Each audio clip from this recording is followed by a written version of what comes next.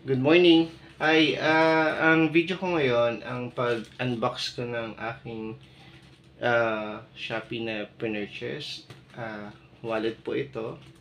Kung mapapansin nyo yung nasa kanang kamay ko, wallet din. Ito yung old wallet ko. Ito yung bagong bili ko from Shopee. Yun, kasi nung birthday ko, August 24, before ako mag-birthday ng August 24, nag-post ako na sana may magbigay sa akin ng magic wallet. Pero wala namang magic wallet. So, wala pa rin nagbigay sa akin ng wallet. So, ang ginawa ko, ako na lang nag-purchase ng wallet para sa sarili ko. So, unahin muna natin tong lumang wallet ko kung ano ng mga laman. Wala namang laman talaga yung wallet ko, kundi itong mga card ko. Yan, isa-isahin na muna natin tanggalin. May, pure gold card, perks sa SM, sa Mercury. Ito po yung sa Easy Treat, Index yata to. Ito naman yung isa para sa SLEX. Tapos, ito yung BPI ko, BDO ko, Metro Bank ko, Union Bank ko, at yung BIP card ko na matagal ko nang hindi nagagamit. Ito naman, yung laman na 2 valid IDs ng wallet ko. Yung, ano man tawag dito? Ito yung national ID card. Kalimutan ko na tawag. UMID card. Ayan. Ito lang po. Dalawa lang yung valid ID sa wallet ko. Tapos, 50 pesos lang laman ng wallet ko. Tanggalin na rin natin yan. Ito yung pampaswerte ng wallet ko. Ang laman nito is coins pa rin. Yung Chinese coins. 3 piraso. Hindi ko pwedeng i-open eh. Yan. Ayan, wala nang laman yung wallet ko. As in, wala nang laman. So, ito transfer ko na siya sa bagong wallet ko. Ayan. Hindi ko na sasabihin kung magkano yung wallet ko Yan. September 1 ngayon, kaya ngayon ako nag-decide na i-unbox tong wallet ko at i-transfer lahat ng laman ng wallet ko sa bagong wallet ko. From old to new wallet. Kasi parang a new beginning. September 1, it's always the first of the month, it's always a new beginning to start, 'di ba? So magi-start tayo ng bagong wallet. And nawa tong bagong wallet na to magkaroon ng maraming laman. Check natin siguro let's see, September 1 ngayon, magre-record ako ulit ng video sa wallet, about sa wallet ko after 30 days from today. So check natin kung may improvement, kung magiging maganda ba or malaki yung laman ng wallet ko.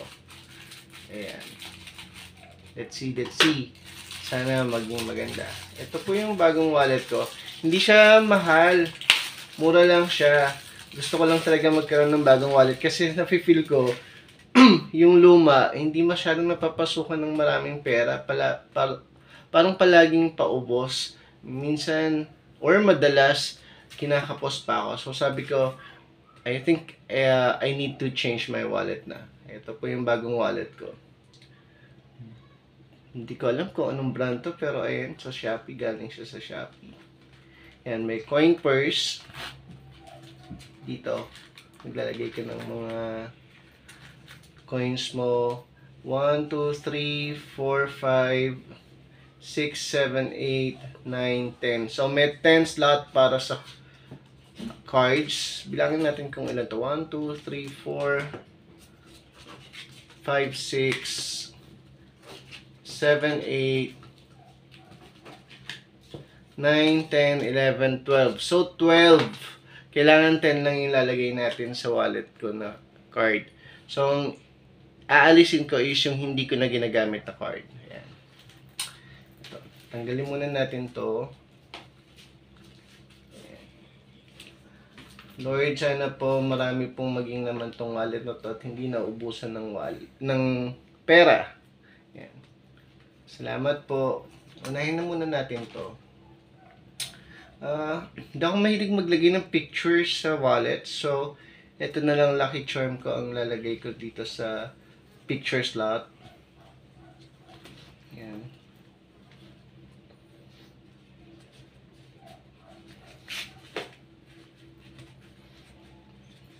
Ayan. Oops. Etong dalawang to, kailangan to itong sa SLEX at saka sa NLEX. Kung may mga biglaan akong lakad. Saan ko ba maganda ilagay ito? Dito ko na lang siya ilalagay. Sa unahan. Ito easy trip. Ito naman yung ano tawag dito? Auto sweep. Ayan. Auto sweep tsaka easy trip. Okay. Dalawa lang pala to. Ayan. So, dito sa unang slots, yung card slots, yung para sa pag-travel. Oops, ayusin natin tong lucky charm. At meron pa talagang lumilipid. At ang susunod ko, itong mercury ko, tsaka itong pure gold ko, itong dalawang madalas kong ginagamit. And ito, yung mga may biglaang akong alis na kinakailangan ko mag-MRT. So, kailangan ko pa rin to kasi forever naman na ito, iloloadan mo lang naman to. So, since travel pa rin to, may travel card pa rin dito. Lagay natin itong beep card dito. Itong pag nag-grocery kami. Sana makapag-grocery kami ulit. Tagal na namin din nakapag-grocery. Ito lagi kong ginagamit kasi lagi akong bumibili sa Mercury. Ayan, sayang yung points. Ayan, dito yun sa second, ewan ko, second leaf na para sa mga card slots. Oops, ba't lumabog? Pwede palang yung doon. Okay. Next ko is yung sa pera, dito natin lalagay. Itong ATM, ito yung BPI ko, lagi kong ginagamit. Ayan. So itatabi natin siya sa lucky charm. Ayan.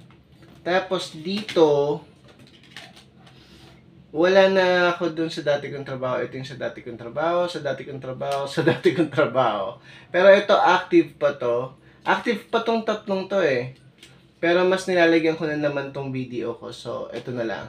Itong Metrobank, pero palagi ko namang pwede kong gamitin tong tatlong to eh. Dito ko na lang ito lalagay sa likod. Ang active lang talaga. I mean, active tong lahat. Pero, ito yung mas lagi kong ginagamit. BPI. Pag ganun natin. Oops, wait lang po. Ayan. Tapos, itong tatlo, dito, sana kasya, no? Sana kasya tatlo. Ayan, kasya siya. Ayun pala. Hindi ko naman madalas, ginagamit ko rin pala to eh. Smart card ko. Dito ko na lang to. Kasi pagka nagpupunta kami ng SM, yan. Ito, dito na muna to. Yung valid ID ko. Yan, dito. National ID, tsaka unique ID. So, etong tatlong ATM ko na lang na hindi ko madalas ginagamit. Dito ko na lang to. Metrobank hanggang ng bangko. Sana malagyan ko pa yan. Sana in time malagyan ko tong tatlong ATM ko ng laman. Ayan. So, andito na yung mga cards na madalas ko ginagamit. So, it's a total of, ilan ba yun? 1, 2, 3, 4, 5, 6, 7, 8, 9, 10, 11, 12. Total of 12 cards yung naman ng wallet ko. Nagpakapal ng wallet ko. So, lalagyan na natin yung dating laman ng dating wallet ko, yung 50 pesos. So, hindi na natin i-fold para hindi siya... Siguro kaya hindi ako madalas nalalagyan ng pera kasi lagi naka-fold. gagawin natin palaging nakaganyan na ano na siya, parang wide open na siya. So, wide open tatanggap yung wallet ko ng pera. Gaganyan na natin siya. Ayan. At syempre, hindi lang 50 pesos talagay natin sa wallet ko. Lalagyan natin siya na pera. Ito yung sa tuition ng pamangkin ko pero hindi ko muna gagastusin. Yan. Diyan muna. Yung mga 1,000 bills dyan muna. 500 yung ilalagay ko. Lagyan muna natin ng 1,000 para swerte. Tsaka 500 para swerte. So, 1,500 yung inalagay natin. Yan. Pampaswerte lang. Yan. Pero hindi natin gagastusin to kasi ito yung sa tuition ng pamangkin ko na itatabi ko muna kasi merong swerteng dumating. So, malalaman natin kung saan natin pwedeng gamitin yung pera na yan. Yeah. Hindi ko alam kung dapat ba naka-fold or naka-ganito. Pero mas maganda kung naka-ganyan, naka-open para madaling pumasok ang pera. So, ito. Ayan. Na-unbox na natin and again, Lord, sana po ito pong wallet na to ay magkaroon ng maraming pera, hindi naubuso ng pera. Maraming salamat po. Kiniklaim ko na po. Thank you. Thank you guys. So, ganun ang gawin nyo pagka may bagong wallet kayo.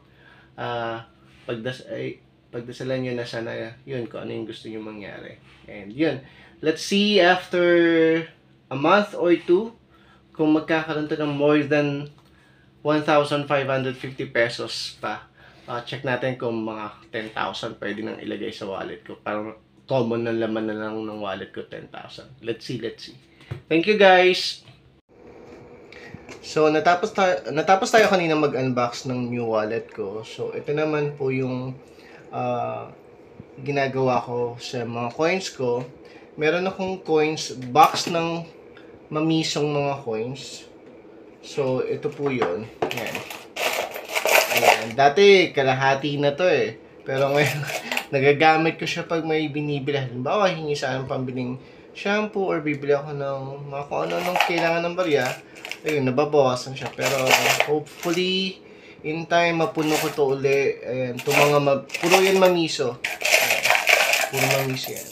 Yan, mamiso.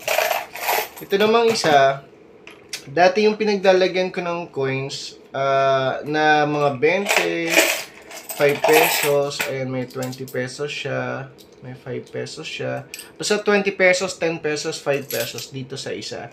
Dati yung pinaglalagyan ko, yung ano lang, yung mga parang Tupperware na plastic na transparent na mga pinaglagyan ng mga pagkain. Dati doon nakalagay. Pero nung bumili yung mama ko ng chocolate na in-offer niya sa altar, na golden coins ang puro laman nung chocolate golden coins ang laman nito, in-offer sa altar. Nung naubos na, sabi ko dito ko na lang ilalagay yung mga 20 pesos, 10 pesos, 5 peso coins ko. Kasi puro golden coin naman. At feeling ko na blessed na to. So, yon.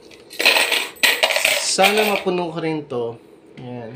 Itong mga 5 pesos, 20 pesos, 10 peso coin. Yan. Ito yung sabi ko nga kanina, hindi ko muna gagastusin. And may naisip ako, bumili ako sa Shopee ng money magnet. Ito yon, money magnet.